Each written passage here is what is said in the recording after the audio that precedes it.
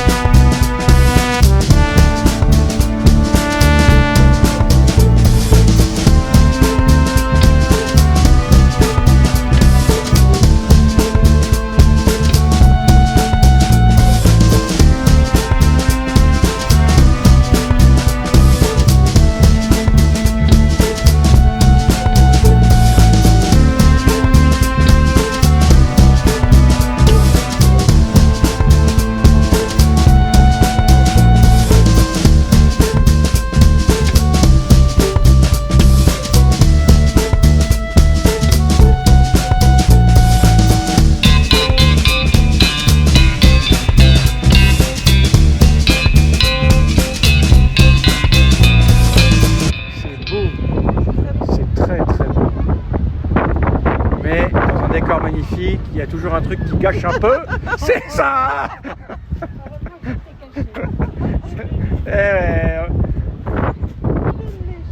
Les gens du monde du jeu le connaissent, Philippe Despalières. Il nous a accueillis chez lui, on passe un très très bon moment et il nous fait visiter.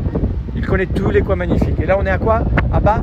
Bas-sur-Mer. pas sur mer. Et c'est très beau. Et moi, j'ai un maillot de bain sur moi. Ah mais oui, c'est vrai.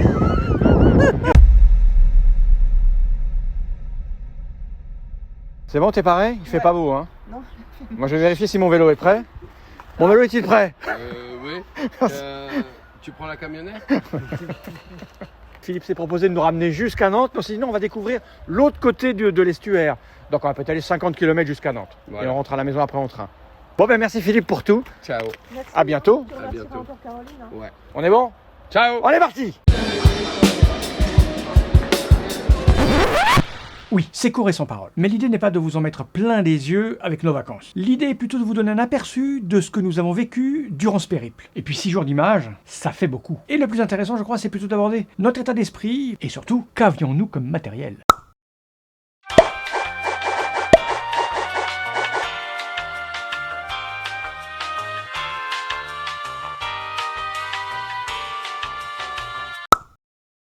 L'idée, c'était de rejoindre la mer à vélo. Nous habitons Orléans et la Loire à vélo passe juste en bas de chez nous. Suivre la Loire à vélo, c'est donc imposé comme une évidence. J'ai donc été sur le site La Loire à vélo, j'ai regardé les itinéraires possibles, j'ai regardé par où étaient les pistes cyclables, puis je suis allé sur Strava pour créer ma trace. J'ai un abonnement sur Strava qui me permet de créer des itinéraires. Et je me suis inspiré de la trace officielle de la Loire à vélo, en y ajoutant quelques petites bifurcations pour aller voir quelques châteaux qui passaient à portée. Oui, c'est un peu bête d'aller sur le long de la Loire en évitant quelques châteaux. Chenonceau, par exemple, c'est magnifique et il faut le voir. J'ai donc créé une trace, une seule, qui allait de Orléans à Saint-Brévin. Au bout de l'estuaire, il y a la mer en face. Avec les détours, ça faisait à peu près 500 km. Nous n'avons rien réservé, aucun hébergement, aucun point de chute. L'idée était de n'avoir aucune pression de temps. Nous voulions rouler à la vitesse que l'on voulait, le temps que l'on voulait, sans avoir la pression d'arriver en retard à une réservation. Avec dans un coin de notre tête la possibilité d'arrêter à n'importe quel moment. Si on avait eu la moindre faiblesse, le moindre doute, si la météo avait été catastrophique,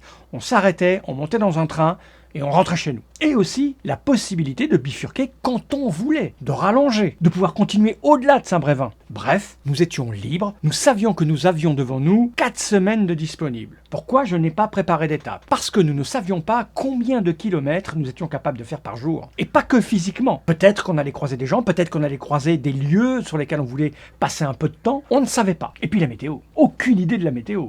On avait une visibilité à 3-4 jours, mais au-delà. Bref, on avait le temps et on faisait ce qu'on voulait. En gros, le matin, nous montions sur notre vélo. On lançait la trace, elle reprenait là où on s'était arrêté la veille, et nous pédalions sans forcer. Enfin, on a un peu forcé, parce que pendant 500 km, on a eu le vent dans la tronche. Pendant 500 km, il nous a soufflé dans la gueule, ce putain de vent. Mais on y allait tranquillou. On a même fait une journée à 16 km/h en moyenne, c'est vous dire. Donc, le matin, on partait, on pédalait pendant à peu près 3 heures, on profitait du décor, on cherchait une petite boutique pour acheter à manger, puis vers midi, 13h, on trouvait un endroit pour pique-niquer. On a beaucoup pique-niqué. On remontait sur le vélo, on pédalait, puis autour de 15h, on faisait un petit point. On regardait où on en était au niveau physique, on calculait à la louche combien de kilomètres on pensait pouvoir faire jusqu'à 18h, puis je lançais l'application GeoVélo, et je regardais si à la distance qu'on avait évaluée, il y avait un hébergement qui correspondait à nos critères, à savoir un hébergement qui était sur la trace, et pas trop dans une grosse agglomération.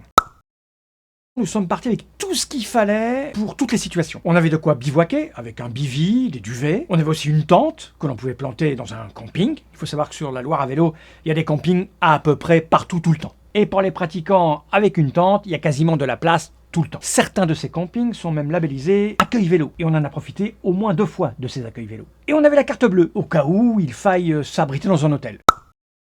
La première nuit, nous avons dormi dans un camping municipal. Le truc le plus simple du monde. Ça nous a coûté 10 € pour 2 personnes. Un emplacement pas délimité, on se posait où on voulait, et il y avait juste les sanitaires pas loin. Pas d'électricité, rien. Le strict minimum. Pour la deuxième nuit, nous avons eu affaire à un camping un peu plus qualitatif. Les emplacements étaient délimités, il y avait l'électricité, et ça nous a coûté 22 € pour 2. La troisième nuit, la météo pour la nuit avait l'air capricieuse. Et j'avais envie d'essayer un accueil vélo. Nous avons donc dormi dans une cyclotente. C'est une tente déjà montée avec une structure en bois. Il y a des lits en dur avec un vrai matelas. Il y a une petite terrasse avec une table et des chaises. Bref, tout le confort. Ou presque. Pas d'électricité. Mais de quoi mettre les vélos en sécurité. Ça nous a coûté 40 ou 42 € je crois. Quatrième nuit, là, la météo s'annonçait franchement dégueulasse. Et nous avons trouvé un camping dans lequel nous avons pu louer une cabane. Accueil vélo. C'est une cabane avec une porte qui ferme à clé, un vrai lit, vrai matelas, il y avait un frigo, l'électricité, et nous pouvions laisser nos vélos dans la cabane car elle fermait à clé. C'était cool et rigolo.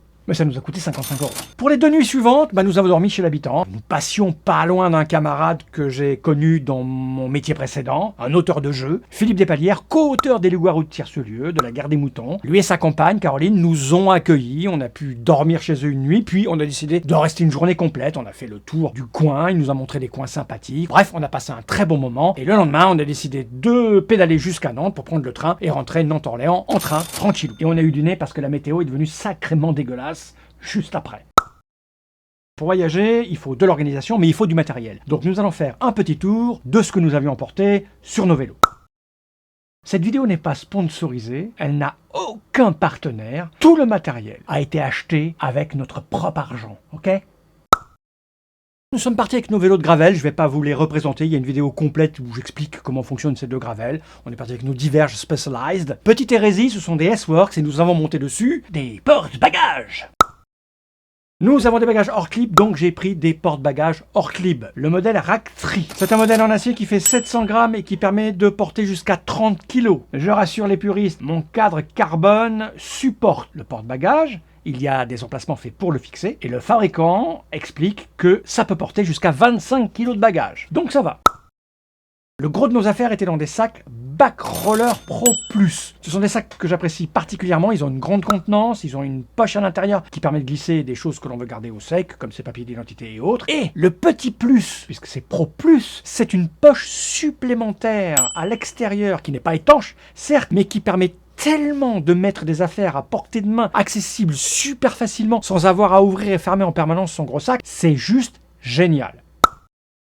En ce qui me concerne, j'avais aussi sur la fourche à l'avant 2 sacs hors clip, des Forks Pack 4,1 litres, qui permettaient aussi d'avoir des trucs super accessibles, comme d'un côté le papier toilette et de l'autre mon drone. J'avais un Cockpit Pack 0,8 litres, qui permet d'avoir à portée de la main quelques pâtes de fruits, de la menu monnaie et ma carte bleue. J'avais à l'arrière le Sits Pack de 11 litres, c'était notre garde-manger. C'est là-dedans que je mettais la nourriture qu'on achetait et que l'on stockait et que l'on traînait avec nous. Bien sûr, j'avais dans mon dos mon Camelback, le modèle de 4 litres, 2,5 litres de contenance, plus une poche d'eau d'1,5. Et moi je prends pas la poche d'eau. Alors que ma femelle, elle avait aussi le même sac, mais elle avait de l'eau. D'ailleurs, elle avait en plus un petit sac Rafa sur le devant, et je lui avais mis une petite sacoche de tube, qui fait à peu près 1 litre. C'est le seul truc qu'on m'a donné, c'est Spé qui me l'avait donné. Pour dormir, nous avions donc tout ce qu'il fallait pour avoir des nuits paisibles.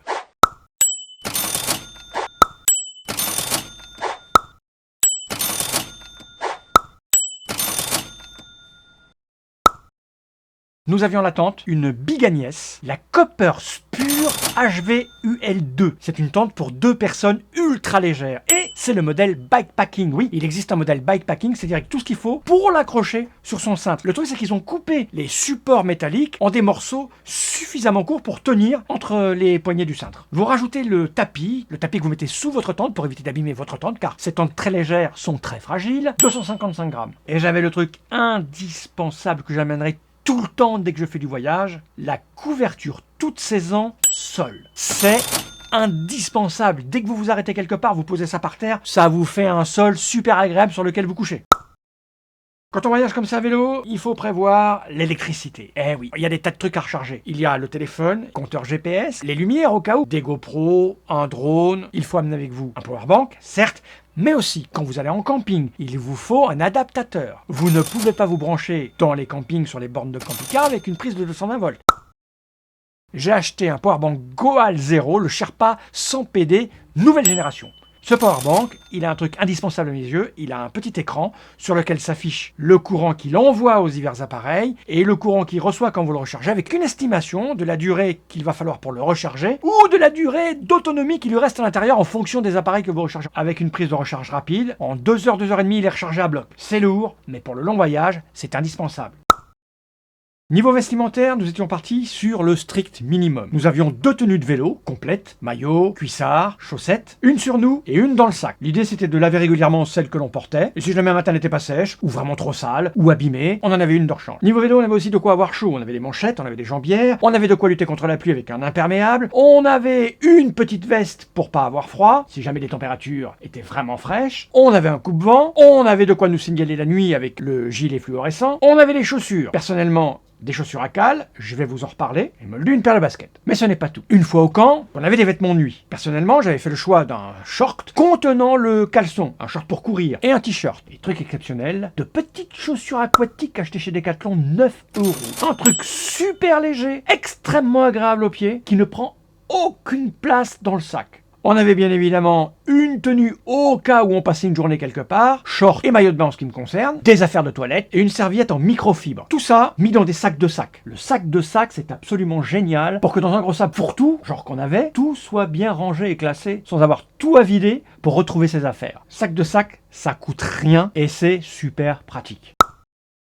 Je porte des Adidas Samba depuis des années et des années. Une chaussure de ville, une basket. Et Adidas a sorti le même modèle, mais avec des cales. Pour cette expérience, j'ai tenté le coup. Pourquoi ce choix? Parce qu'en fait, quand on part en voyage comme ça, on est sur le vélo, bien sûr, et j'aime profiter de l'efficacité des cales, mais il y a un problème dès qu'on arrive quelque part, dès qu'on doit marcher pour entrer dans un magasin, dès qu'on doit marcher en tenant le vélo à la main pour regarder un bâtiment, un château ou autre. On a tendance à glisser. Ces Adidas ont été conçus pour supporter une cale, la semelle est rigide, moins rigide que mes chaussures S-Works pour pédaler à fond les manettes quand je fais du gravel, mais suffisamment rigide pour que je sois à l'aise sur mon vélo, tout en évitant que la cale touche le revêtement sur lequel on marche. Vous n'allez pas faire une randonnée à pied avec, hein. Donc ces chaussures sont parfaites pour ce que j'ai fait, je les utiliserai jamais pour faire des dizaines et des dizaines de kilomètres la tête dans le guidon. Mais je suis très content de mon achat. Alors bien sûr, j'avais amené tout un tas de trucs qui m'ont pas vraiment servi. Une chaîne de rechange, des piles pour les capteurs, de l'huile, un multitool, 4 chambres à air, on est en tubeless, hein. Un sac premier secours, avec pansement et tout ce qu'il faut pour se soigner. J'avais pris 2 batteries SRAM pour mes dérailleurs. On avait pris un set d'éclairage. En vérité, on a toujours roulé de joie. J'avais amené mon MacBook et toute une série de câbles. Et puis 2-3 détails, une petite torche électrique toute petite quand on se promène la nuit, si on a envie d'aller aux toilettes et qu'il fait tout noir. Je vais pas vous passer en détail tout ce qu'il faut amener, hein. Il y a de la logique. Comme prendre des couverts portables pour camping, toujours dans le sac à dos. Couteau, fourchette, cuillère. Je dirais que la Loire à vélo est un parcours accessible à tous. C'est très sécurisé. On a vu beaucoup de familles avec des enfants. D'ailleurs, respect pour ces mômes, entre 8 et 9 ans, qui pédalent à 120 tours minute sur des vélos qui font 15 kg et absolument pas adaptés. Ils ont toujours le sourire. À propos de vélo, pour faire la Loire à vélo, il vaut mieux un vélo adapté, hein. Alors on prend pas des chemins très engagés, mais tout de même. Il n'y a pas de passage technique, mais si vous y allez avec votre vélo contre la montre tout carbone, vous allez vous niquer le dos et vous risquez un max de crevaison. Niveau signalisation, si l'ensemble est plutôt bien balisé, il n'est pas rare d'avoir des doutes sur la route à suivre. Vive le GPS. Si les infrastructures pour accueillir les vélos sont de plus en plus nombreuses, il reste tout de même quelques petits points à imaginer pour améliorer l'expérience. Un exemple. Ça serait pas mal d'avoir des structures sécurisées pour accueillir les vélos avec les bagages, des endroits où on pourrait les laisser sur surveillance ou qui soient cadenassés. Ça nous permettrait d'aller visiter des lieux touristiques, des châteaux, des bâtiments, des villages, sans avoir à pousser tout notre barda. On a croisé un seul endroit équipé de la sorte, c'était à Chinon, au pied de la forteresse. Il y avait des box, il aurait fallu avoir un cadenas, qu'on n'avions pas. Quand on a vu ça, on s'est dit, waouh, c'est ça qu'il faudrait dans pas mal d'endroits. Quoi qu'il en soit, on a adoré ce périple. Il nous a permis de confirmer qu'on adorait ce type de vacances, que c'était cool, que c'était fait pour nous. Il y a un sentiment de liberté incroyable, un sentiment de profiter du monde, des décors, d'utiliser son corps et son esprit. Je dis pas qu'on n'utilise pas son corps et son esprit dans d'autres types de déplacements, mais là c'est particulièrement évident. Et j'ai le sentiment qu'au vu de ce qui se passe dans le monde, le réchauffement climatique, l'inflation, etc., ce type de vacances risque d'avoir le vent en poupe. Nous sommes partis quelques jours avant, une semaine à Amsterdam, avec le train, hôtel, resto 2 fois par jour, et je peux vous dire que le budget n'était pas du tout le même. Je dirais que ça nous a coûté 5 fois plus cher que ce périple. Soit, il y a le prix de l'équipement. Mais cet équipement est réutilisable. Donc son prix, son coût est lissé. D'ailleurs, en parlant d'équipement, je crois que là, on avait une forme et une structure qui nous permettrait de voyager loin et très longtemps. On commence à avoir nos petits ajustements qui vont bien. Il nous manque juste un truc, une nouvelle hérésie. Une béquille sur nos S-Works. Oui, monsieur Spé, s'il vous plaît, créez une béquille pour mon S-Works. Oui, je sais. Il n'y a que moi qui parle, ma femelle ne vous a pas dit un mot. Mais c'est normal, autant elle peut parler quand on est à vélo, autant la faire monter dans mon bureau et balancer quelques mots sur son expérience, c'est impossible. Donc vous devez vous contenter de ma tête. Voilà ce que je peux dire rapidement. S'il y a des choses qui vous intéressent que je développe plus, comme par exemple la tente ou le powerbank ou des choses diverses et variées, posez des questions et puis peut-être que je ferai une vidéo pour répondre.